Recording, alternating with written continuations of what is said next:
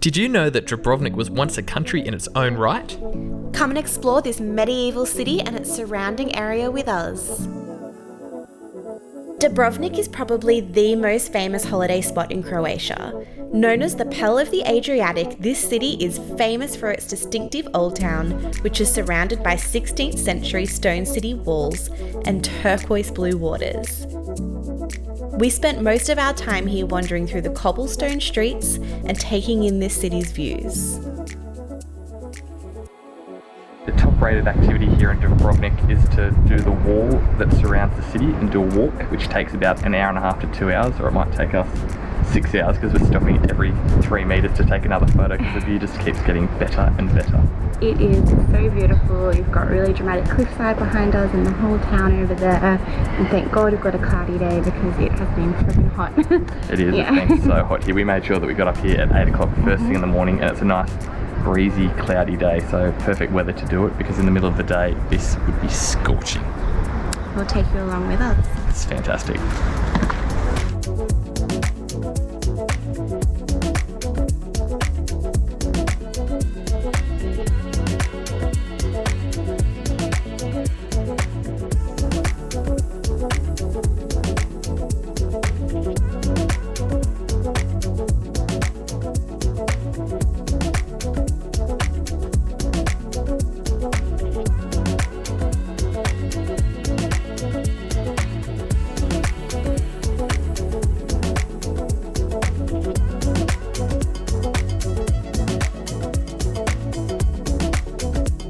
So we've just finished the wall and it took exactly 2 hours at a very, very leisurely pace and taking lots of photos. So if you wanted to do it quicker, you could definitely do it in probably just over an hour, easily an hour and a half, but it was a leisurely stroll for us at 2 hours. Now we're treating ourselves to some delicious ciabatta. It looks so good. We're at a place called Preza.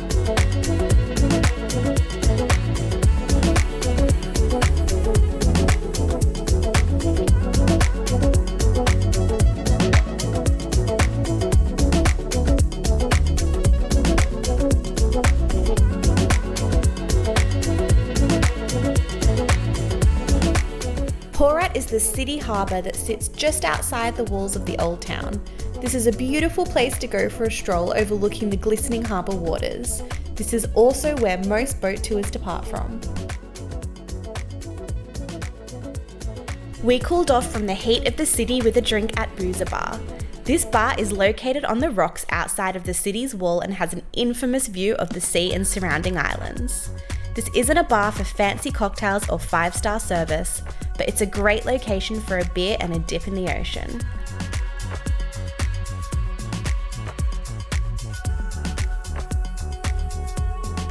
Hello, so we're up bright and early this morning to have a look at some of the Game of Thrones scenes before the town fills up with cruise ship guests. So we're at King's Landing right now. There's no one here. It is so calm and beautiful.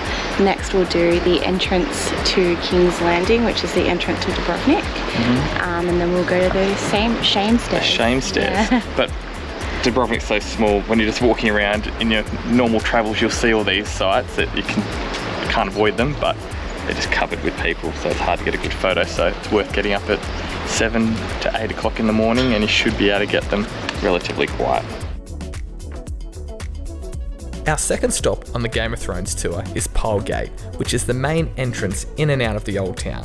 This spot really benefits from an early wake up, as being the key city gate. It gets extraordinarily busy throughout the day.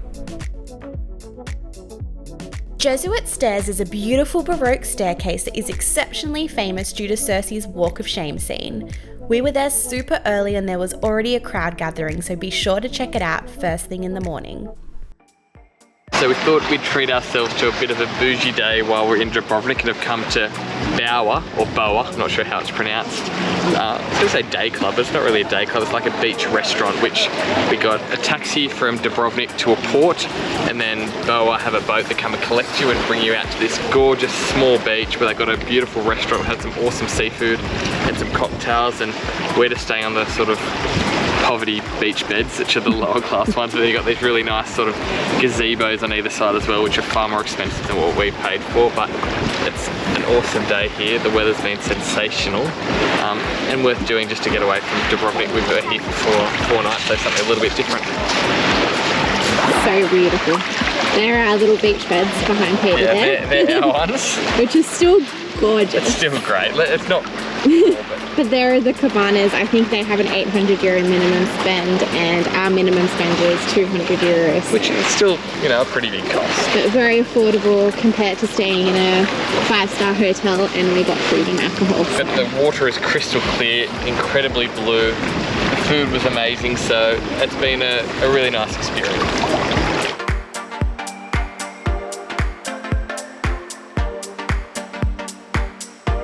We decided to venture out of Dubrovnik for a day and go on a day trip to Bosnia and Herzegovina.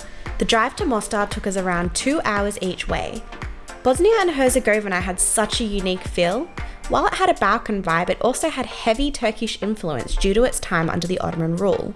While you certainly can't see all that a country has to offer in one day, we are so glad that we took this chance to see a new country. Just crossed the border from Croatia and we're now in Bosnia and Herzegovina. Struggling a little bit. We're in the coastal town of Neum, and later on we go to Mostar and Kravica Waterfalls. Super excited to get out of Dubrovnik for a day and see something a little bit different. It was under the Ottoman Empire for a really long time, so there's going to be some really cool Turkish influences and not so coastal like what we've been doing lately, so be good. We'll take you along with us. Mostar is a historical city located in southern Bosnia and one of the most visited places in the region.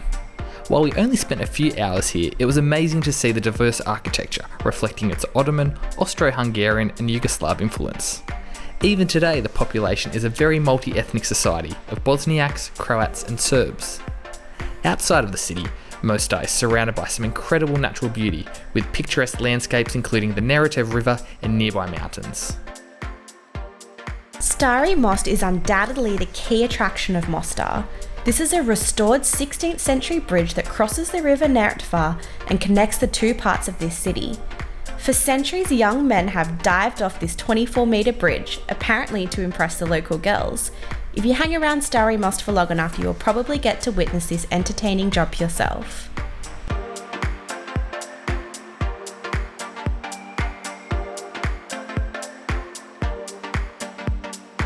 So we just ordered so good dolma, which is onion stuffed with rice and minced meat, and it's in a soup. It is so good. Really delicious. What does it taste like? I haven't tried it yet. Like really like a, I don't know, smooth, buttery soup, and like that Turkish soup we had in Istanbul. It makes sense with the Ottoman influence around here. Very Turkish, all the shop. So yum.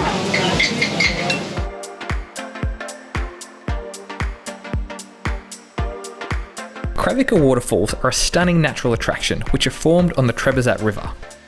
While incredible to look at, visitors are also able to swim and sunbathe in the surrounding turquoise waters, though for safety, the areas close to the waterfalls are roped off. While it's quite a steep walk from the parking area down to the swimming location, there is a small shuttle bus that runs regularly for those that are not as mobile. This means the attraction is easily accessible for all people. We spent 5 days in Dubrovnik, which was a good amount of time to take in the beautiful city, and also used Dubrovnik as a base for day trips to the Dalmatian coast and Bosnia and Herzegovina. We had such a special time walking through the cobblestone alleys, eating sensational food, and learning about Dubrovnik's fascinating history. We can't wait to come back and see more of Croatia. Thank you for watching, and if you want to follow along on our travels, be sure to hit that subscribe button for more vlogs.